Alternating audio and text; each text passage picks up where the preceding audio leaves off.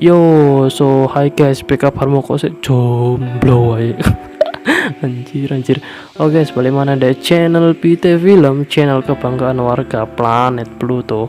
Oke, di video ini aku pengen nyeritain lagi alur film yang berjudul Vacation Friends yang rilis pada tahun 2021. Nah, film ini berkisah tentang keseruan 4 orang yang sedang menghabiskan waktu mereka untuk berliburan secara liar dan secara beradrenalin, karena salah satu dari pasangan mereka ini akan mengadakan pesta pernikahan.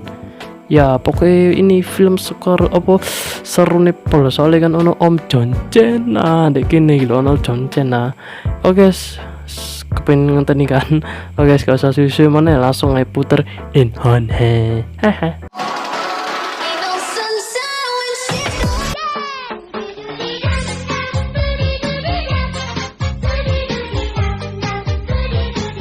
Oke, pada zaman dahulu di sebuah mobil terdapat seorang calon suami istri. Mereka bernama Markus dan si Wedo ini bernama Emily. Markus kemudian bertanya kepada pengurus hotel untuk menanyakan apakah semua sudah siap, karena si Markus ingin memberi kejutan kepada pacarnya. Setelah itu Markus dan Emily sudah tiba di Hotel Meksiko dan disambut oleh Maurilio, sang manajer hotel. Pak manajer lalu mengantarkan mereka ke tempat yang udah dipersiapkan sebelumnya. Tapi kejutan yang Markus persiapkan itu menjadi berantakan dikarenakan kamar pesanannya itu seperti kapal yang udah pecah, yang udah jatuh ke dalam air. Markus lalu protes ke Pak manajer dan meminta kamar yang lebih baik lagi. Tapi kata Pak manajer hotel ini, kalau semua kamar yang udah di hotel ini sudah penuh dan Markus pun udah gak dapat kamar, kasihan. Kemudian datanglah 2 sejoli yang habis dari pantai. Mereka yang laki ini bernama Ron dan si Wedo itu bernama Kayla. Mereka ini adalah pasangan yang hobi banget liburan dengan cara yang sangat ekstrim dan hobi banget liburan dengan cara yang sangat beradrenalin. Karena udah berantakan semua, Markus selalu memberi kejutan kepada pacarnya. Ternyata Markus ingin melamar kekasihnya. Ya, Emily menerima Markus sebagai tunangannya. Mereka bergembira bersama, bahkan Ron dan Kayla juga ikut bergembira atas keberaniannya si Markus. Ron kemudian mengajak Markus dan Emily untuk tinggal di kamarnya. Ya, awalnya Markus menolak, tapi karena mereka sadar udah jauh-jauh dari rumah, udah gak dapet kamar, ya mereka pun menerima ajakannya si Ron dan Kayla. Kemudian mereka yang udah di kamar yang super mewah ini, mereka disambut oleh Ron dengan masing-masing diberi es teh hangat. Dan jika kalian ingin kepo, kok bisa Ron dan Kayla itu menyewa kamar hotel yang sangat super mahal ini? Ya, itu dikarenakan Kayla sendiri bekerja sebagai asisten dokter, sementara si Ron alias Om John Cena ini menjadi tentara patroli di Monumen Gua Nasional Oregon. Yang ya di Oregon. Gua kira nih orang berdua ini nyewa babi ngepet. Tapi ternyata enggak, salah gua. Setelah bersulang, Ron mengajak Markus dan Emily untuk jalan-jalan ke pantai make kapal yang sangat mewah. Tapi mereka kira kalau mereka bakal naik kapal itu. Tapi Kayla jijik naik kapal ini dan mending nyewa kapal untuk pribadi saja. Ya. Mereka pun berlayar di lautan untuk menuju pantai. Biar gak bosan, Ron pamer mekanik kepada Markus kalau ia bisa menebak kapan burung itu akan mengeluarkan tahinya. Dan ternyata benar kalau Ron itu bisa menebak kapan burung itu keluar tahinya. Anjir. Lalu Ron menyuruh Markus untuk menjadi supir kapal ini. Tapi Markus itu menolak karena Markus itu masih noob dalam dunia perkapalan. Tapi Ron menghasut Markus dengan mengatakan, kapan lagi lu bisa ngemudiin kapal yang sangat mewah ini lu bro. Ya ujung-ujungnya Ron pun mau. Ya ujung-ujungnya pun Markus mau juga ngemudiin kapal ini. Ya anjir, baru 1 detik jadi sopir kapal, Markus malah nabrak batu-batu itu. Ya, mereka pun lalu dievakuasi dengan helikopter. Markus lalu meminta maaf kepada Ron dan Kayla karena ia masih noob dalam dunia perkapalan. Tapi Ron nggak marah sama sekali. Ron malah tertawa. Hahaha. Ron berterima kasih pada Markus karena berkat Markus, Ron dan Kayla bisa merasakan liburan yang penuh adrenalin. Karena Ron dan Kayla masih ingin mencoba liburan beradrenalin lagi. Yo, mereka Ron, Kayla, Markus, dan Emily, yo mereka pun berliburan dengan cara beradrenalin.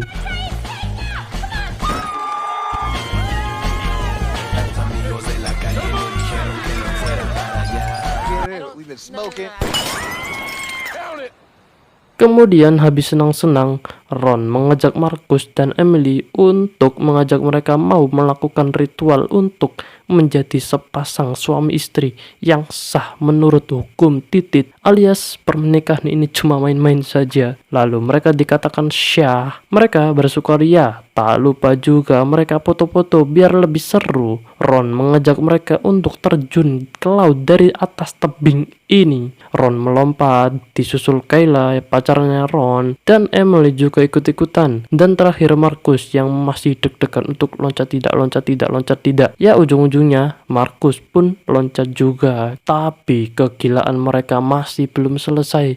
Mereka bermabuk-mabukan bareng. Mereka berjoget TikTok. Bahkan Markus juga diewek 2 cewek, anjir. Markus juga diewek 2 cewek dalam keadaan teler loh, anjir. Dan Om Jenna juga pamer boolnya sama Markus. Kemudian di pagi harinya, Markus dan Emily terbangun dalam masih keadaan sempoyongan. Karena mereka harus pulang, mereka pun pulang dalam keadaan tergesa-gesa. Mereka bertemu Ron dan Kayla di bandara saat akan pulang. Ron masih mengajak mereka untuk berpesta pora lagi. Tapi Markus menolak karena ia harus buru-buru pulang. Ya, mereka pun berpelukan dan berpisah di sini. Lalu adegan berpindah ke 7 bulan kemudian. Ternyata Markus adalah admin proyek bangunan. Markus sendiri adalah mandor yang sangat dihormati dalam kalangan anak buahnya ini. Bahkan para anak buahnya Markus itu memberi Markus berupa jas pengantin kepada Markus. Itu adalah sebagai hadiah pernikahannya. Tapi Markus mengatakan kalau ia masih belum bisa mengundang anak buahnya ke kawinannya karena Markus memiliki alasan tertentu tentunya. Kemudian Emily memperkenalkan neneknya kepada Markus. Setelah itu Markus dipanggil sama bapaknya Emily. Bapaknya Emily itu bernama Pak Hanot. Pak Hanot memberikan cincin warisan leluhurnya kepada Markus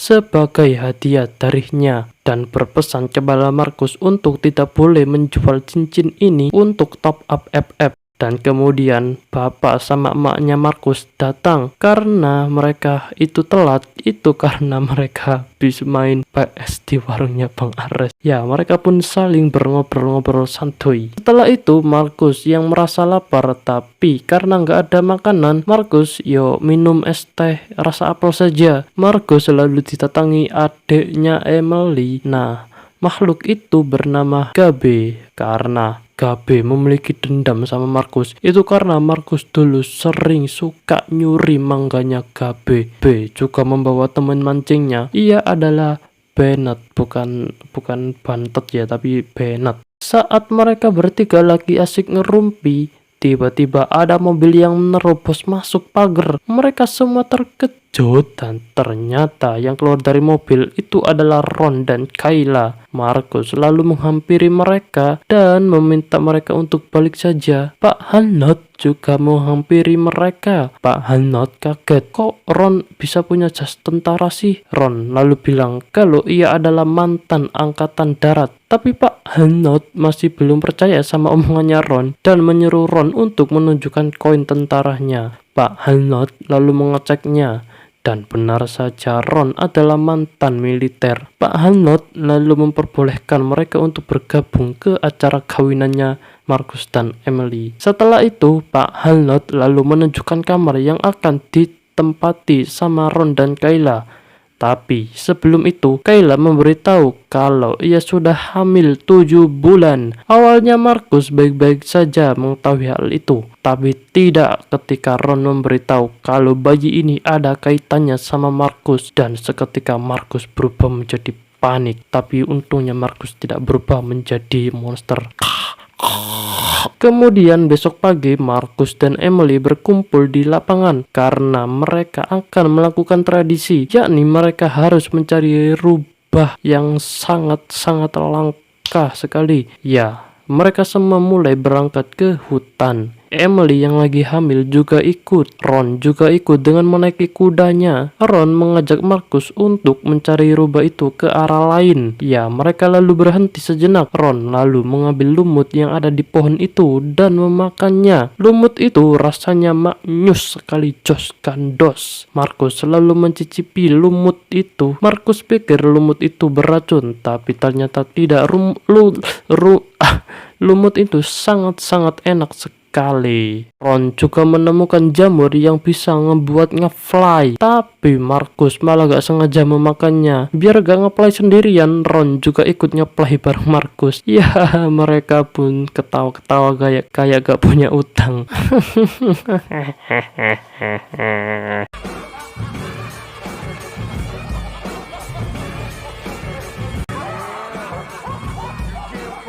Masih dalam keadaan ngeplay, Markus melihat ada rubah. Markus menangkap si rubah itu. Kemudian ada rombongan yang datang. Ternyata itu bukan rubah yang mereka cari, melainkan hanya seekor anjing. Pak Halnot lalu menghampiri Markus. Markus yang masih ngeplay, Markus tertawa karena ia melihat Pak Halnot seperti badut. Begitu juga Ron yang berhalusinasi.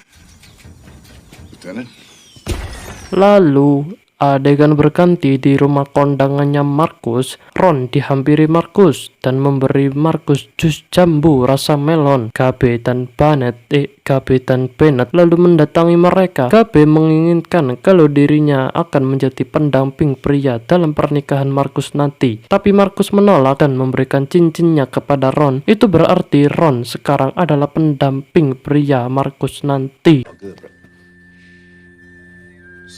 Lalu besok paginya mereka yang gabut, mereka bermain golf bareng di lapangan golf. Ron lalu menantang Gabe dan Bennett untuk taruhan main golf. Bennett bertaruh mobilnya dan Ron bertaruh $100. Mereka mulai bermain, tapi awalnya Ron itu masih noob. Itu karena Ron suka main bola bekel ketimbang main golf. Ya, mereka pun harus bayar uang kepada si Gabe karena mereka kalah. Kemudian di tempat sepanya para ciwi-ciwi, Kayla bercerita di sini. Kayla bercerita kalau ia menyukai makanan yang berupa stik daging wedus yang ada di toko Waffle House, karena toko Waffle House itu makanannya sangat enak sekali. Kemudian scene berganti ke lapangan golf lagi. Ron yang lapar, Ron memesan minuman lewat GoFood. Markus heran kok bisa Ron itu masih punya banyak uang, padahal kan Ron itu selalu kalah. Ron lalu berkata kalau ia sudah menggadaikan cincinnya Markus.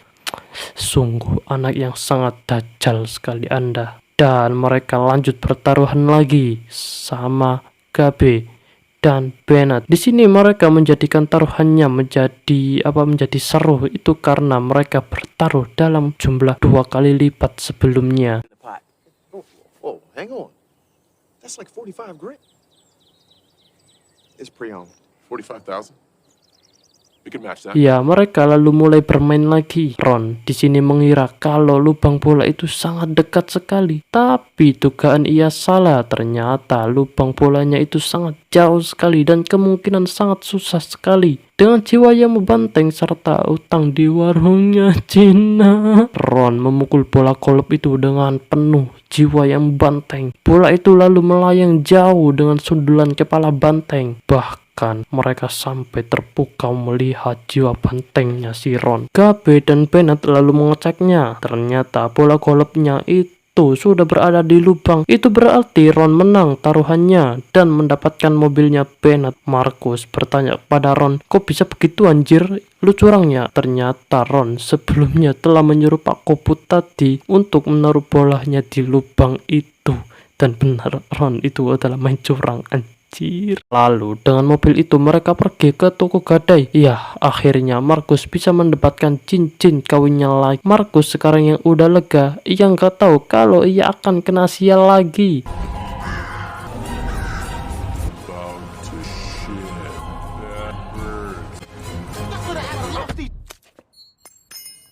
Dan iya, cincin itu jatuh lagi ke selokan. Itu karena Ron tadi ngagetin Markus. Sudah tentulah Markus sekarang menjadi marah kepada Ron. Untungnya Markus yang marah itu nggak sampai jadi kesurupan siluman ular. Ia cuma nyekik Ron dengan kesal. Ron yang dicekik terlihat santai saja karena Ron bisa saja nyemek Markus dengan sekali semekan. Tapi Ron nggak mau karena Markus adalah sahabat sejatinya. Markus selalu melepaskan cengkramannya Ron dan meninggalkan Ron yang udah jatuh pingsan. Kemudian di malam hari di acara kondangannya Markus dan Emily, nampaknya para anak buah Markus datang kemari. Markus selalu menghampiri mereka saat akan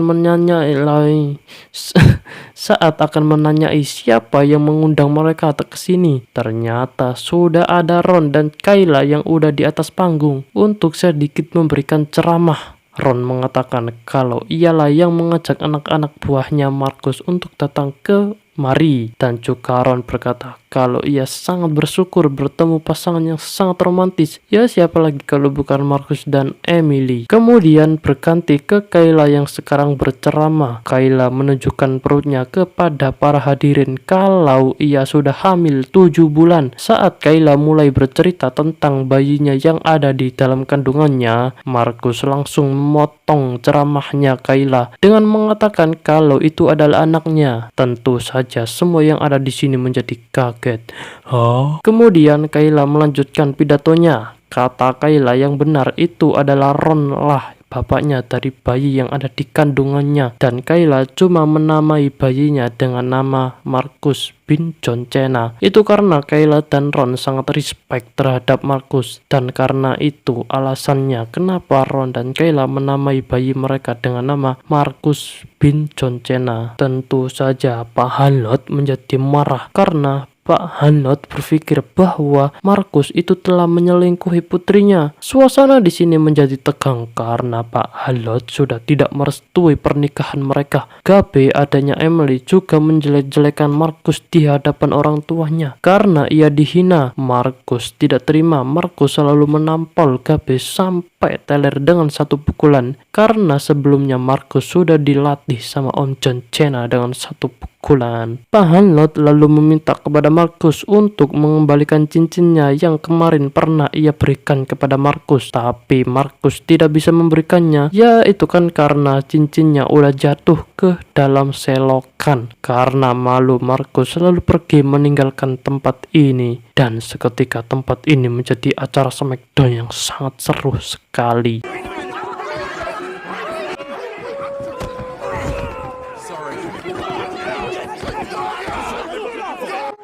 Think the bar's still open? Emily lalu menghampiri Markus. Ia menenangkan Markus yang lagi depresi. Emily menyuruh Markus untuk melupakan kejadian barusan.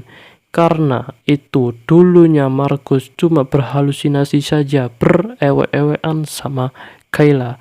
Jadi gak usah dipikir, Kus, ya, lu kan cuma halusinasi doang. Emily melihat neneknya bersama Kayla. Emily menghampiri Kayla dan memarahi Kayla. Emily menduga Kayla telah memberi obat yang bisa membuat neneknya overdosis. Ron ternyata juga baru datang. Emily lalu memarahi Kayla karena ia gak berhak kasih obat kepada neneknya tanpa seizin-izinnya. Markus yang udah lelah dengan kekacauan yang telah mereka lakukan, Markus dengan nada keras ia mengusir mereka berdua. Ya, Ron dan Kayla pun pergi tanpa ada rasa marah sedikit pun kepada Markus dan Emily.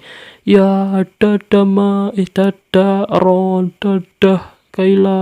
Kemudian di pagi hari saat akan dilaksanakannya pernikahan, Markus yang sedang bersama emak dan bapaknya yang ada di ruangan ini, ia didatangi sama Pak Hanlot yang udah mabuk-mabukan bareng anak buahnya. Di sini Pak Hanlot kembali respect lagi kepada Markus. Itu karena para anak-anak buahnya udah bercerita semua tentang kebaikannya Markus saat ia menjadi mandor di proyek bangunan. Dan sekarang Markus mendapati restu dari bapaknya Emily. Lalu adegan berganti ke Emily yang udah siap pakai gaun kemanten. Si Mbah menghampiri Emily dengan membawa sekotak kado. Emily di sini kaget karena si Mbah yang udah lama kena stroke, kok bisa ya jenengan Mbah kok bisa berdiri lagi. Nah, kata si Mbah, kalau obat dari Kayla kemarinlah yang membuat dirinya menjadi sehat kembali. Si Mbah lalu memberikan kotak itu kepada Emily dan terlihat juga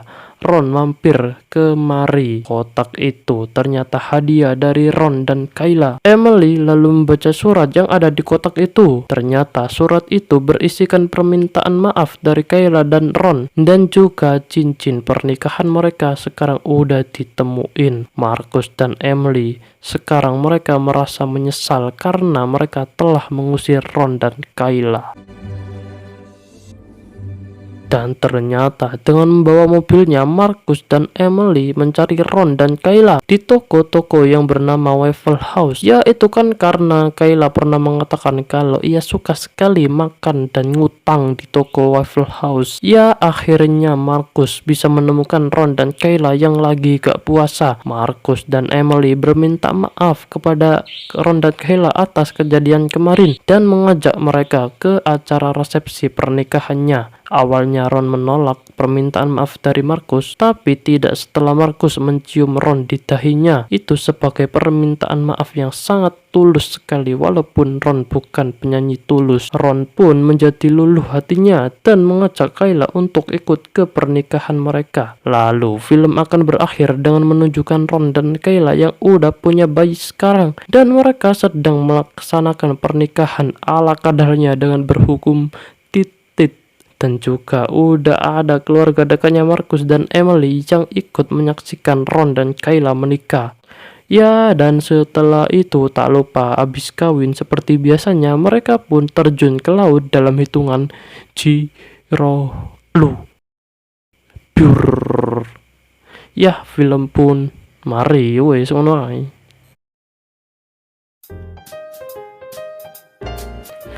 Ya oke guys, ini pesan gua buat kalian. Kalau kalian pengen ketemu Om John Cena, jangan gampang caranya, nggak perlu ke ke Amerika lah untuk bertemu dengan Om John Cena. Kan gampang, tinggal lihat nonton YouTube, lihat Smackdown. Kan gampang ketemu Om John Cena. Ya, iya kan? Oke, cukup gua yang punya RSW. Anjir, tambah channel lama. Oke, sekarang kan gue yang punya channel PT Film dan kalian yang menonton channel PT Film, mari makan. Dadah.